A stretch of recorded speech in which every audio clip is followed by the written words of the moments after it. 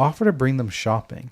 If they're genuine, they'll jump at the chance. If they're not, they'll run. Whenever I visit, their house has fallen into disrepair.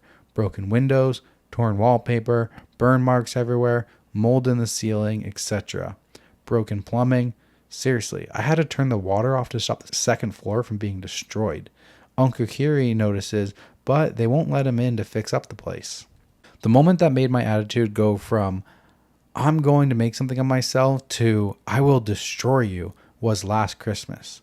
We went to a family get-together, and it was the usual party. Big turkey, way too much mulled wine, tons of pressies, old song about Odd Lane Scene, and everyone watching Mr. Brown's Boys. It's a popular show in our family. My lovely aunt was telling anyone who would listen how I helped save her daughter's wedding by catering the whole thing. I didn't. I just put her in contact with a friend of mine who specializes in wedding meals. And my dad, in his pill and mulled wine-induced stupor, decided to rant about my career. He said, "A caterer? A fucking caterer? Oh no, I'm sorry. You're some big Ponzi chef. Why didn't you go into construction like me?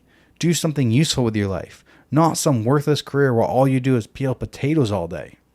My mom, of course, decides to chime in and essentially mumbles some incoherent abuse, calling my work not a proper job. Anyone can do it. A cow like you isn't worth a damn fiver. Now, this is where they touched a nerve, I will admit. I'm a woman who has an ego when it comes to my work. I'm not at the level of Michelin star chefs, but I'm damn good at what I do. I worked hard to get there, and I know I'm worth something. Skipping forward a couple of weeks, and I'm at my Uncle Kiru's house for his New Year's party. He always celebrates it in mid-January for some reason, and he's talking about work and how it is a good time to sell some of his properties that are vacant. And it hits me. What if I buy my parents' house?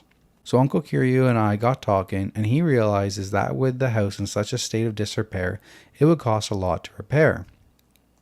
So he agrees to sell it to me at a cheaper price rather than having to fix it up. I'm not proud of this, but I convinced or outright lied to him that I wanted to buy the place to ensure my parents would always have a roof over their heads. Well, it took nearly 6 months, but soon enough, I got the confirmation from my lawyer and real estate agent that I now own my parents' 3-bedroom house and I'm the new landlord.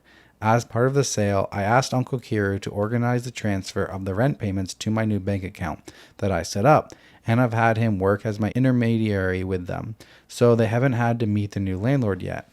I can't evict them yet. There is currently a freeze on evictions in my country, but once the COVID-19 crisis is done, they'll have 3 months to get the hell out. Then I can fix the damage they've done and move into my own home. Meanwhile,